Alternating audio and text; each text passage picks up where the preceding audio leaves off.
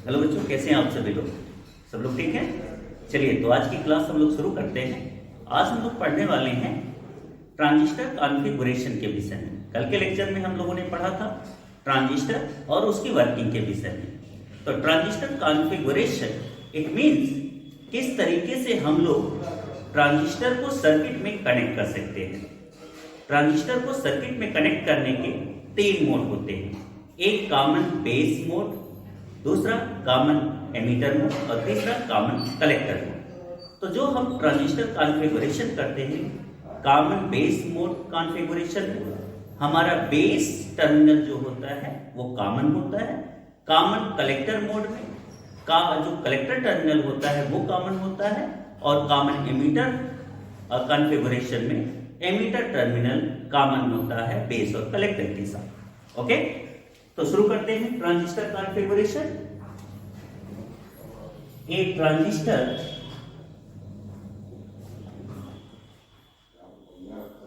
Can be connected to circuit by 3 mode, और ये mode जो कनेक्ट होते हैं उनको हम लोग बोलते हैं ट्रांजिस्टर कॉन्फ़िगरेशन। कौन कौन से ये मोड है? पहला common base mode, it means what? Base is common to both collector and emitter terminal. Okay, that means common का मतलब होता है कि हम लोग बेस को अर्थेड करते हैं, मतलब जो टर्मिनल कॉमन होता है वो अर्थ से कनेक्टेड होता है। दूसरा अगर बात करें common emitter, it means emitter terminal of transistor is common to both base and collector। और यहां पे क्या है? यहां पे जो एमिटर है वो अर्थेड होगा, है ना। जो टर्मिनल कॉमन की बात की जाएगी वो हमें अर्थ से कनेक्ट करना होगा, इसलिए उसको अर्थ से कनेक्ट करेंगे और उसे अर्थेड कर देंगे। तीसरा है common collector, it means collector terminal of transistor वो कॉमन होगा टू बोथ, किससे? बेस एंड एमीटर टर्मिनल से। ओके, इस तरीके से हम लोग कह सकते हैं कि जो ट्रांजिस्टर होता है वो सर्किट में इन 3 तरीके से कनेक्ट किया जा सकता है। कौन से कनेक्शन के रूल तरीके हैं आपके पास? एक कॉमन बेस मोड है कॉन्फ़िगरेशन का, दूसरा है कॉमन एमीटर मोड कॉन्फ़िगरेशन का, और तीसरा है कॉमन कलेक्टर मोड कॉन्फ़िगरेशन का। तो शुरू करते हैं। पहला mode common base mode of configuration of transistor. Okay, तो हम लोग सर्किट बनाएंगे। पहला common base mode of transistor configuration.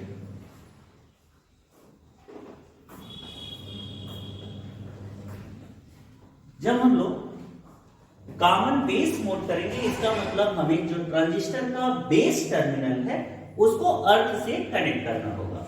तो हम लोग ले लेते हैं, कौन से ट्रांजिस्टर की बात करते हैं? एक ट्रांजिस्टर ले लेते हैं, चाहे वो आपके पास पीएनपी ट्रांजिस्टर हो, चाहे वो एनपीएन ट्रांजिस्टर हो, किसी को भी आप इस तरीके से कनेक्ट कर सकते हैं। तो चलिए हम लोग पीएनपी ट्रांजिस्टर की चर्चा करते हैं। और हमने आपसे बोला था कि जब ट्रांजिस्टर को हम सर्किट में कनेक्ट करते हैं तो ट्रांजिस्टर को सर्किट में कनेक्ट करने के लिए जो ट्रांजिस्टर को बायस करते हैं, मेन चीज होता है एक्टिव मोड में हम ट्रांजिस्टर की बायसिंग करते हैं। एक्टिव मोड मतलब जो हमारा एमिटर बेस टर्मिनल होता है वह फॉरवर्ड बायस में होता है और कलेक्टर बेस जो टर्मिनल होता है वो रिवर्स बायस में होता है। तो यहां पे हम लोग पीएनपी ट्रांजिस्टर ले लेते हैं और इनको कॉमन बेस, देखिए यहां पे बेस टर्मिनल आपको दिखाई दे रहा है, ये है आपका बेस। क्योंकि ये बेस कॉमन है तो ये कलेक्टर और एमिटर दोनों से कनेक्टेड होगा और इस टर्मिनल को आपको क्या करना है, अर्थ से कनेक्ट कर देना है। ओके, यहां पे जो एमिटर है, इनपुट, अब इनपुट सर्किट बनानी है, जो इनपुट सर्किट आपकी एमिटर और बेस सर्किट के बीच में होगी। तो बेस और एमिटर के बीच में आपका इनपुट है। यहां पे आपको, क्योंकि ये पीएनपी ट्रांजिस्टर है, एन वाला ये आपका बेस है, पी वाला आपका एमिटर है और कलेक्टर है। क्योंकि इसको फॉरवर्ड बायस में जोड़ना है आपको, तो जब फॉरवर्ड बायस में इसको आप जोड़ेंगे तो एमिटर वाले को आप बैटरी के पॉजिटिव से और कलेक्टर वाले को बैटरी के निगेटिव से कनेक्ट कर देंगे। तो आप ये लिख दीजिए, ये आपका वी ई बी, ठीक है। ये बैटरी आपने लगा दी यहां पे। दूसरी सेकेंड, यहां से आपका जो सिंबल पीएनपी ट्रांजिस्टर का है वो एमिटर टू बेस करंट के फ्लो का होता है। दूसरी जो सर्किट आप कनेक्ट कर दीजिए, आप यहां देखिए ये कलेक्टर आपका है, यहां से एक लोड रेजिस्टेंस लगा दीजिए जिसके अलांग आप आउटपुट रिसीव करिएगा। और यहां पे हमको दो बैटरी का इस्तेमाल करना पड़ता है। ये हमारा कलेक्टर है, इसका जो वोल्टेज होता है आउटपुट वाले का वो थोड़ा सा ज्यादा होता है, तो ये पॉजिटिव, ये निगेटिव, ये आपकी बैटरी हो गई है। आप इसको VCC से नाम दे दीजिए। ये हो गया आपका, यहां से एमिटर करंट एंट्री करेगी और एमिटर करंट जब यहां आएगी तो इस तरफ आपकी हो जाएगी बेस करंट और इधर फ्लो करेगी कौन सी करंट, कलेक्टर करंट, है ना। एक चीज और देख लेते हैं, ये कलेक्टर हमारा जो है ये टर्मिनल हमारा पॉजिटिव होगा और ये निगेटिव होगा। तो ये जो लोड रेजिस्टेंस आपने लगा रखा है ये निगेटिव हो जाएगा, ये पॉजिटिव हो जाएगा। ओके, तो बेस करंट इधर हो जाएगी, यहां से बेस करंट आएगी और इधर से कलेक्टर करंट हो जाएगी और इधर हो जाएगा आपका IE। ओके, तो ये रहा आपका पीएनपी ट्रांजिस्टर का कॉन्फ़िगरेशन। किस मोड में, कॉमन बेस में। तो कॉमन बेस मोड कॉन्फ़िगरेशन में आपने देखा कि जो बेस टर्मिनल है इस ट्रांजिस्टर का वो क्या है, कॉमन है, अर्थेड है ना। अब आप यहां देख रहे हैं ये जो वोल्टेज आपने लगा रखा है ये वोल्टेज बेस और एमिटर सर्किट का है। तो VEB base emitter voltage potential difference है। और यहां पे आप देख रहे हैं ये जो वोल्टेज का डिफरेंस आपको मिल रहा है, ये आपको वोल्टेज का डिफरेंस मिल रहा है किसके बीच में, VCB के बीच में, ठीक है। तो ये जो ट्रांजिस्टर के कॉन्फ़िगरेशन का मोड है, आप देखेंगे एमिटर और बेस जंक्शन ये आपका इनपुट है, ओके, और ये कलेक्टर जो बेस है ये आपका आउटपुट है। इस कॉन्फ़िगरेशन का हम लोग क्या करेंगे, इसके इनपुट और आउटपुट जो हम लोगों को ड्रा करना है वो इनपुट और आउटपुट कैरेक्टरिस्टिक्स का ड्रा करना है। यहां बच्चों ध्यान दीजिए, आपका जो इनपुट की अगर बात की जाए तो इनपुट में यहां हमको दिख रहा है कि जो हमारा IE है वो हमारी कहलाएगी इनपुट करंट। मतलब एमिटर जो करंट है वो कौन सी करंट है, इनपुट करंट है। और VEB ये हमारा इनपुट वोल्टेज है, इनपुट वोल्टेज जो किसके अलाउंस है, टर्मिनल E और B के पोटेंशियल डिफरेंस के बराबर है ना। इसी तरीके से जो IC है वो आपका क्या है, आउटपुट करंट है, और VCB ये कहलाएगा आउटपुट वोल्टेज। ये हमारा है इस ट्रांजिस्टर बायसिंग का आउटपुट वोल्टेज। ओके, तो ये हमारी इनपुट सर्किट हो गई, ये आउटपुट सर्किट हो गई। ये इनपुट सर्किट का आपका इनपुट करंट IE है और पोटेंशियल डिफरेंस VEB है। ये हमारी IC जो है आउटपुट करंट हो गई, और V जो C और B के बीच का जो पोटेंशियल डिफरेंस है वो VCB है। ठीक है, इतनी बात सब लोग समझ में आ गई है। ओके, अब हम लोग इस ट्रांजिस्टर की इनपुट और आउटपुट कैरेक्टरिस्टिक्स कर्व ड्रा करेंगे। ठीक है, तो इनपुट और आउटपुट कैरेक्टरिस्टिक्स कर्व की अगर बात की जाए, ट्रांजिस्टर के इनपुट और आउटपुट कैरेक्टरिस्टिक्स कर्व, तो इनपुट कैरेक्टरिस्टिक्स की अगर बात करें बेटा, तो जो इनपुट है आपका इनपुट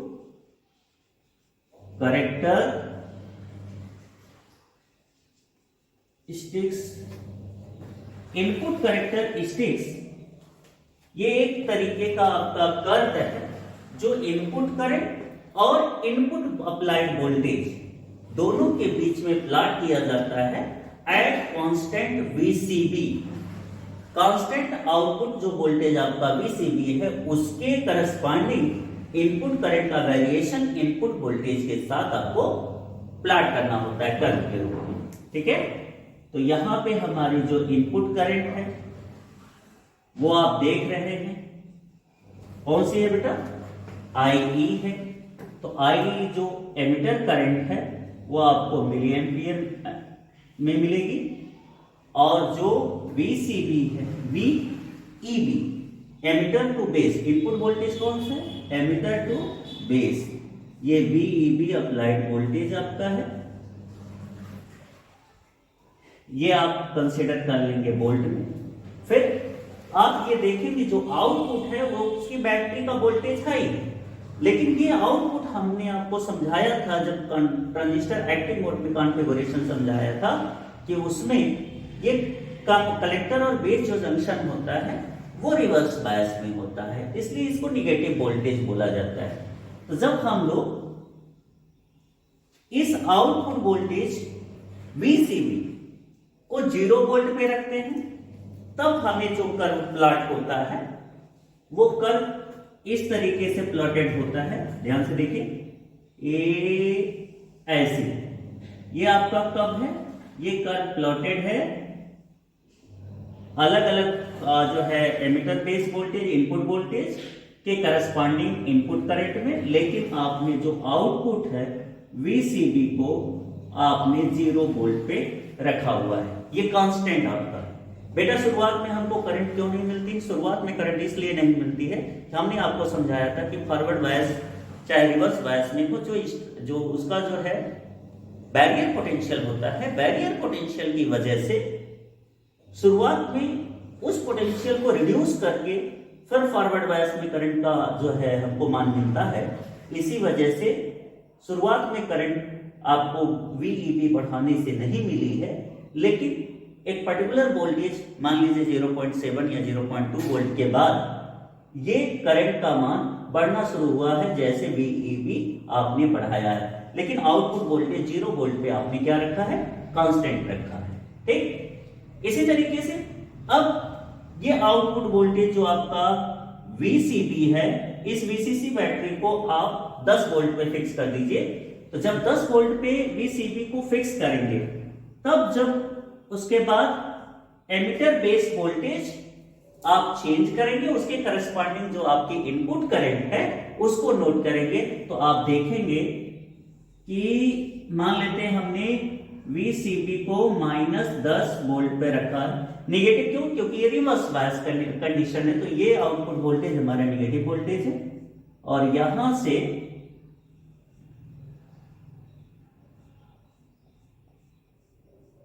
ये आपका ग्राफ, इस पे VCB -10 वोल्ट पे कांस्टेंट करके आपने इनपुट वेरिएबल जो आपका इनपुट वोल्टेज है और इनपुट करंट है उसके बीच में ग्राफ प्लॉट किया है। सेम इसी तरीके से अगर आप वोल्टेज बढ़ा दीजिए तो VCB आपने कांस्टेंट रखा -20 वोल्ट कर दीजिए, तब आप इनपुट वोल्टेज और इनपुट करंट के बीच में ग्राफ प्लॉट करिए तो आपका ग्राफ इस तरीके से आएगा। तो ये आपका इनपुट वोल्टेज और input current eight constant output voltage के बीच में ग्राफ है।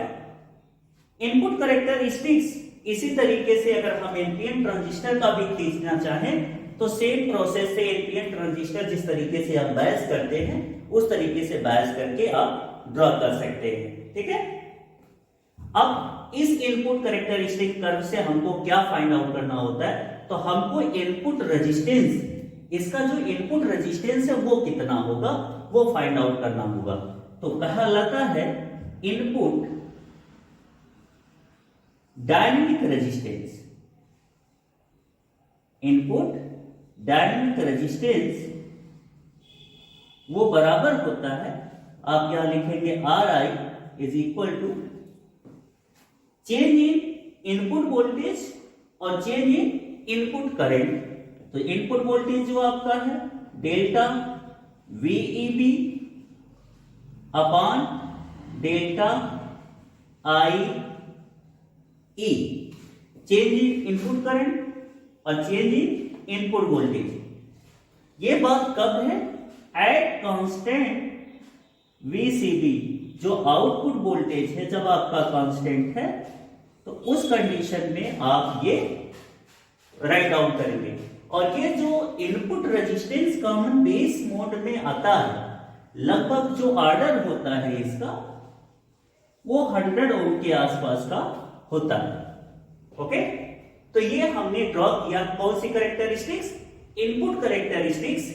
इनपुट कैरेक्टरिस्टिक्स किसके बीच में है, input current, input voltage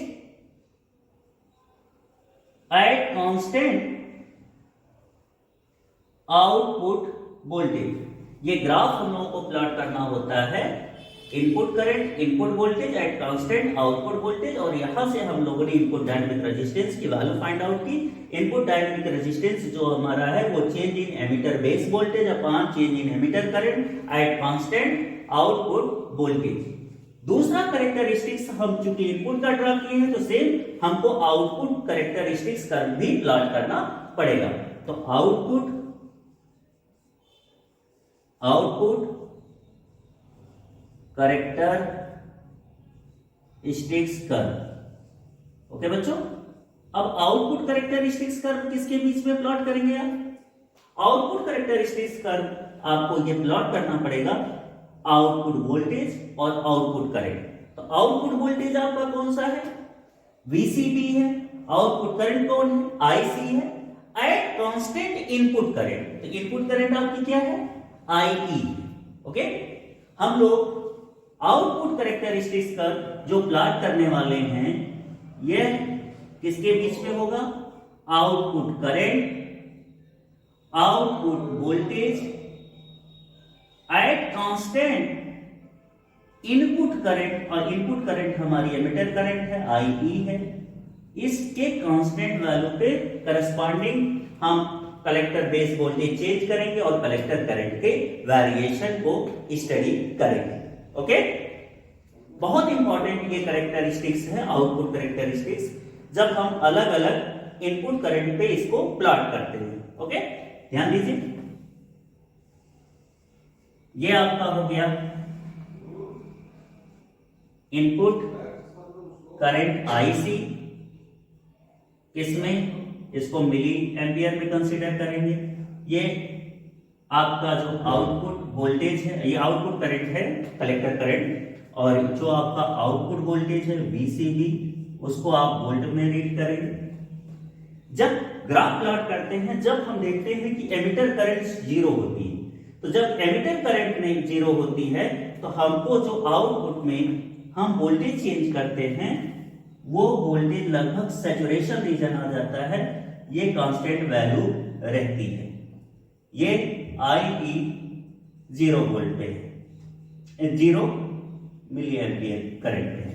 okay, जब आप एमिटर करंट चेंज मतलब एमिटर टू बेस वोल्टेज की वैल्यू आप चेंज करते हैं तो करस्पॉन्डिंग एमिटर करंट की वैल्यू चेंज होती है, और जब एमिटर करंट की करस्पॉन्डिंग वैल्यू चेंज होती है तो आप देखते हैं कि लगभग थोड़ी सी वैल्यू चेंज होकर के आपने एमिटर करंट मान लीजिए 50 मिली एम्पियर रख दिया है, तो फिर यहाँ पे जो कलेक्टर बेस वोल्टेज है हम वो चेंज करते हैं तो आपको यहाँ पे दिखाई देता है कि आपको कलेक्टर करंट जो है उसकी वैल्यू बढ़ती है, लेकिन लगभग एक कांस्टेंट 0.7 वोल्ट या 0.4 वोल्ट के आसपास एक पर्टिकुलर रीजन तक पहुंचने के बाद करंट का मान सैचुरेट हो जाता है। दैट मींस फिर करंट जो होती है वो कांस्टेंट हो जाती है।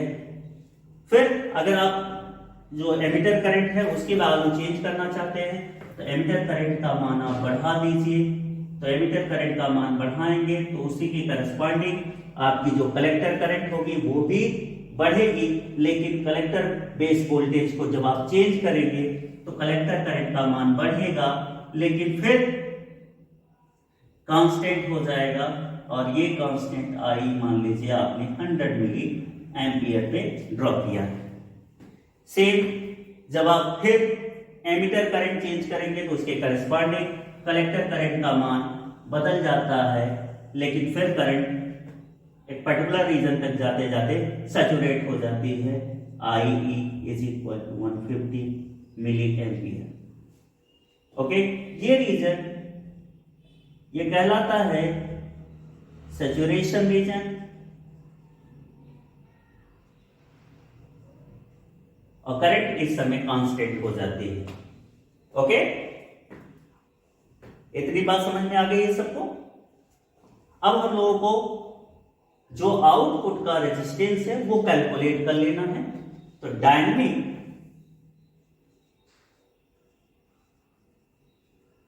आउटपुट रेजिस्टेंस अगर हम इसकी चर्चा करें तो आउटपुट रेजिस्टेंस RO से लिखा जाएगा। RO बराबर होगा किसके, आउटपुट वोल्टेज और आउटपुट करंट। तो आउटपुट वोल्टेज आपका कौन है, change in output voltage VCB upon change in output current delta IC, लेकिन ये वैल्यू कब है बेटा, कांस्टेंट इनपुट करंट पे है ना। तो ये आपका आउटपुट रेजिस्टेंस यहां से कैलकुलेट हो जाएगा। तो जब आप कॉमन बेस मोड में ट्रांजिस्टर के कॉन्फ़िगरेशन को स्टडी करते हैं तो इसमें आप पाते हैं जो आपका इनपुट डायनेमिक रेजिस्टेंस है वो इनपुट वोल्टेज और input current eight constant output voltage के बीच में ग्राफ प्लॉट करने के बाद फाइंड आउट होता है। उसी तरीके से अगर हम कॉमन बेस मोड के आउटपुट रेजिस्टेंस की बात करें तो ये आउटपुट वोल्टेज और आउटपुट करंट के ratio at constant input current पे प्राप्त होता है। ओके, इसे नोट कर लीजिए सब लोग। सबको क्लियर हो गया है? Very good. अब दूसरा मोड जो कॉन्फ़िगरेशन का है वो है कॉमन कलेक्टर मोड। तो कॉमन कलेक्टर मोड को हम लोग न पढ़ करके हम लोग पढ़ने वाले हैं common ammeter mode of configuration, क्योंकि हमारे एग्जाम में जो न्यूमेरिकल्स आते हैं वो कॉमन बेस और कॉमन एमीटर, क्योंकि हम इन्हीं दो मोड ट्रांजिस्टर एम्प्लीफिकेशन जो हमारा एसी सिग्नल होता है उसकी एम्प्लीफिकेशन उसके प्रवर्धन के रूप में यूज करते हैं। तो इन्हीं दोनों के हमको ज्यादातर क्वेश्चन एग्जाम में पूछे जाते हैं। इस वजह से नोट कर लिया सबने? Very good.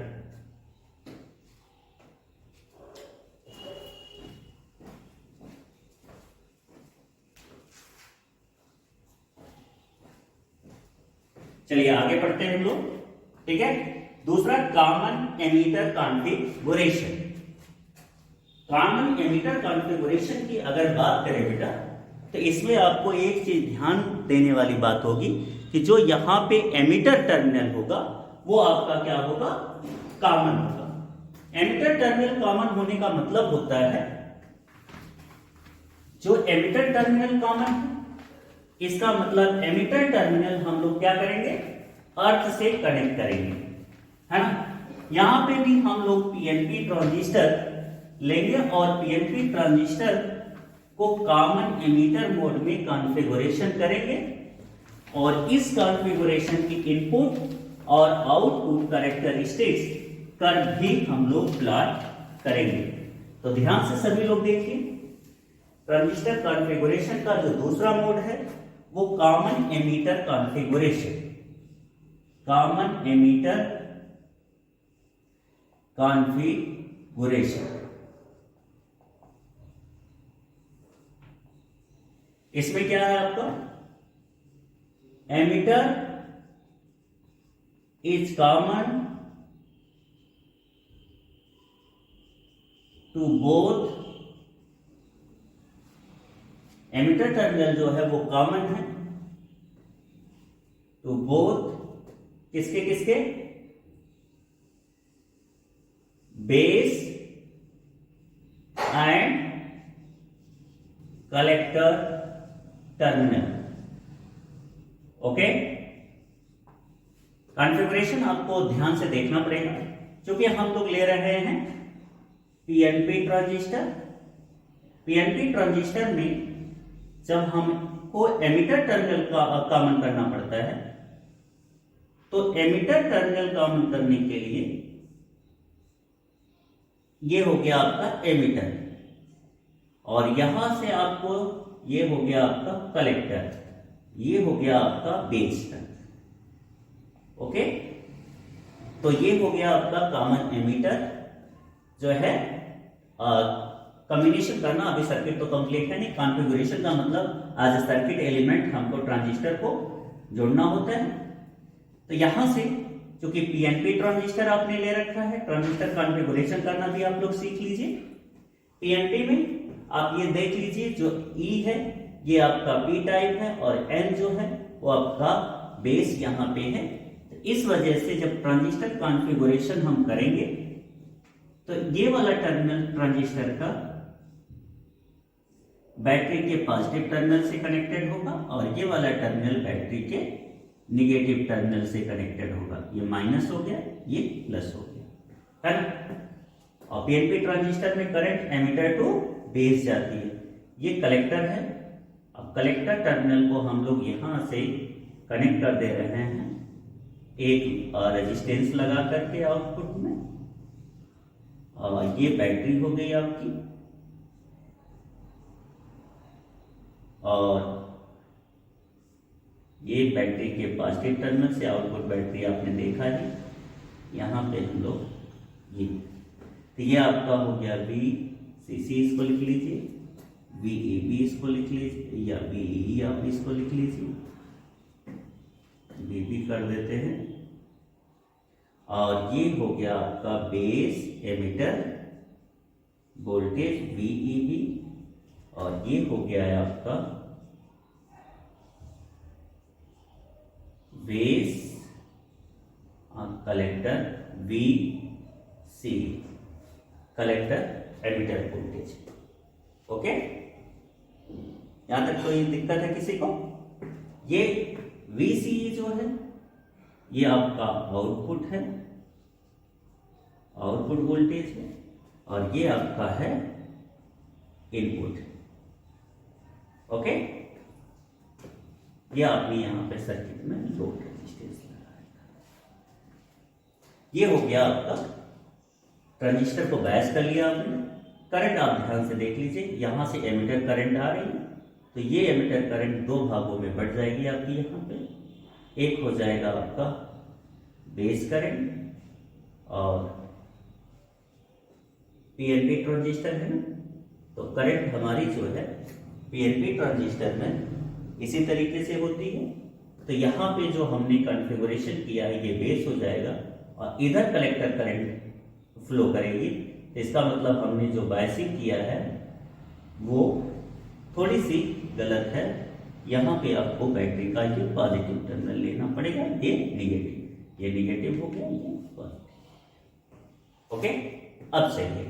यहां से देखिए एमिटर करंट आ रही है और ये IB और IC दो भागों में ये बढ़ जा रही है। तो ये हो गया आपका ट्रांजिस्टर कॉन्फ़िगरेशन किस मोड में, कॉमन एमिटर कॉन्फ़िगरेशन के मोड में। ठीक है, अब इस ट्रांजिस्टर के हम लोग इनपुट और आउटपुट देख लेते हैं कौन कौन है। यहां पे आपको दिख रहा है IB जो है वह इनपुट करंट है ना,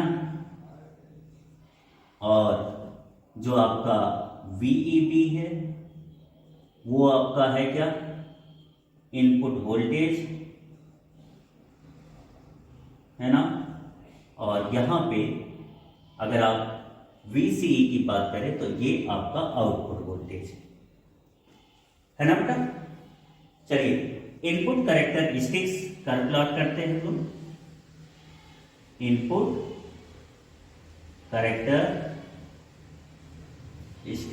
कर्व, जो इनपुट कैरेक्टरिस्टिक्स कर्व होता है बच्चों, वो इनपुट वोल्टेज और इनपुट करंट के बीच में होता है। इनपुट वोल्टेज और इनपुट करंट के बीच में ग्राफ प्लॉट करते हैं एट कांस्टेंट आउटपुट वोल्टेज। ठीक है, तो आपकी इनपुट करंट हो गई IB, इनपुट वोल्टेज हो गया VEB। अब आपको आउटपुट वोल्टेज को कांस्टेंट रख करके ये ग्राफ प्लॉट करना है। ठीक है, इनके बीच में हम लोग वेरिएशन देखेंगे। ध्यान से देखिए, जब हम इनपुट कैरेक्टरिस्टिक्स कर्व प्लॉट करते हैं तो यहां पे देखते हैं वेरिएशन ऑफ इनपुट करंट। यहां पे आप देख रहे हैं जो आपकी इनपुट करंट है वो कौन है बेटा, IB है, और जो इनपुट वोल्टेज आपका है वो है आपका VEB। इसको आप वोल्ट में रखेंगे, IB आप मिली एम्पियर में ले लीजिए।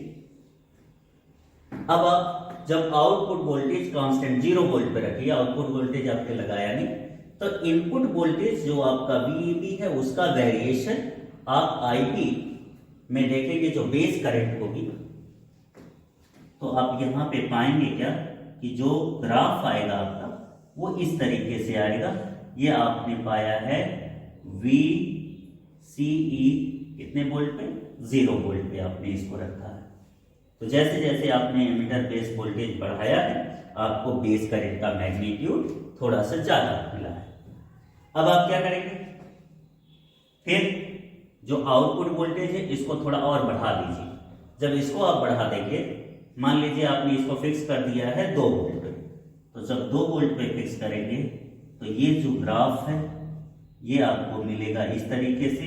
ये VCE अब आपने 2 वोल्ट पे रख दिया है, तो इसका मतलब ये है कि ऐसा करने से आपका जो बेस करंट है उसका मान जो है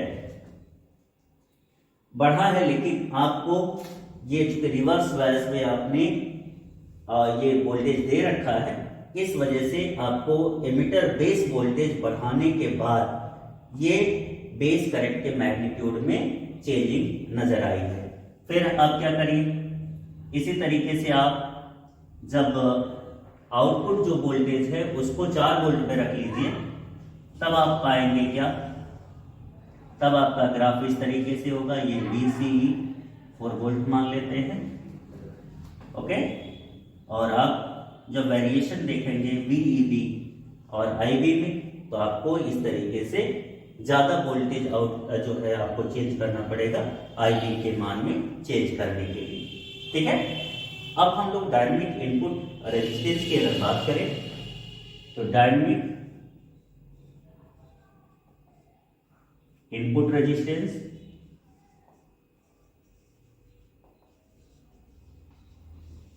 जो आपका है किसमें, PNP ट्रांजिस्टर में।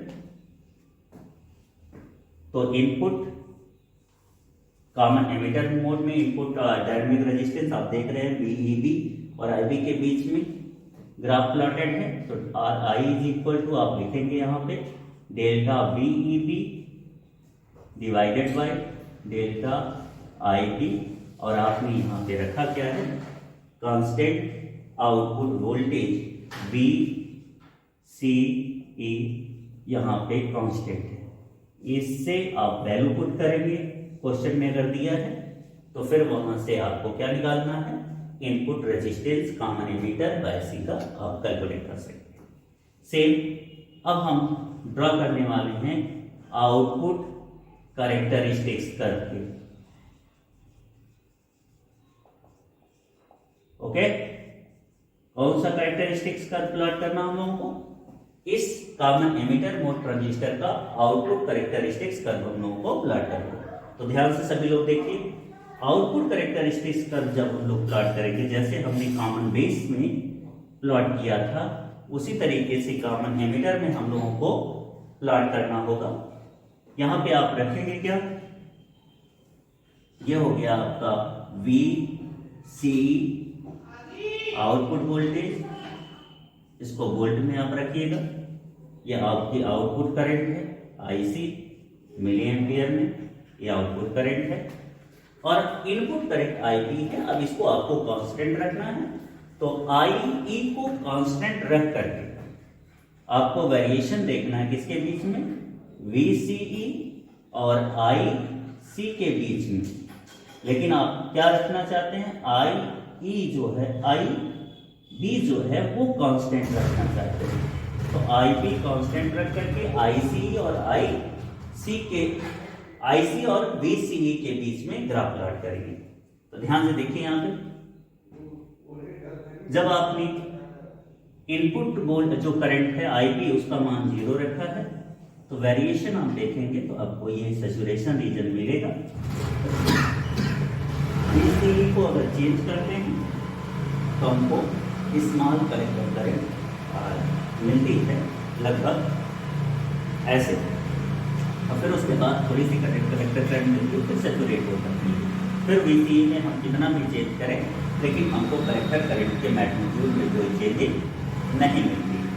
सेम अगर हम यहाँ पे IP का मान आपने क्या रखा था, 0 मिली एम्पियर रखा था, करंट का मान हम बढ़ा दीजिए IP को, तो फिर वही जैसे पिछले बेस में देखा था, IP आपने मान लीजिए 25 मिली एम्पियर का ली, तब आपको यहाँ पे मिलेगा क्या कि VCE एक कांस्टेंट वोल्टेज तक चेंज करने पे कलेक्टर करंट का मान बढ़ेगा, लेकिन फिर कांस्टेंट हो जाएगा।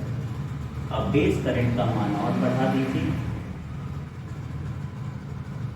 50 मिली एम्पियर का लीजिए, तभी आपको जो है देखेंगे VCE चेंज करेंगे तो IC में चेंज आएगा, लेकिन एक पर्टिकुलर वोल्टेज के बाद पर्टिकुलर रीजन जो आपको रिसीव होता है ना, तो सैचुरेशन ये मोड जो आपका रीजन है ये सैचुरेशन रीजन कहलाता है। ओके, और ये करंट आपकी सैचुरेट हो जाती है, कांस्टेंट हो जाती है। अब इसका हम लोग आउटपुट रेजिस्टेंस क्या है, इस ग्राफ से रेजिस्टेंस हम लोग डायनेमिक रेजिस्टेंस निकालना होता है। तो डायनेमिक आउटपुट रेजिस्टेंस, इसका हमको जो मिलेगा वो आप लिखेंगे RO is equal to output voltage del change in output voltage.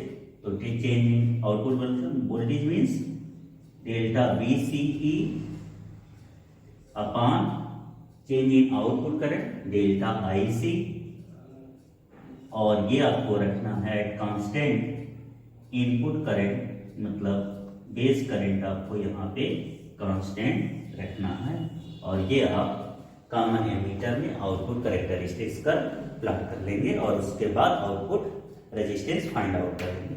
तो प्यारे बच्चों, आज हम लोगों ने सीखा ट्रांजिस्टर की configuration as a circuit element. इसमें हमने कॉमन बेस कॉन्फ़िगरेशन और कॉमन एमीटर कॉन्फ़िगरेशन को स्टडी किया। आप लोग इतना पूरा कंप्लीट कर लीजिए आज। तो आज का लेक्चर यहीं पे रोकते हैं। Thank you, have a good day.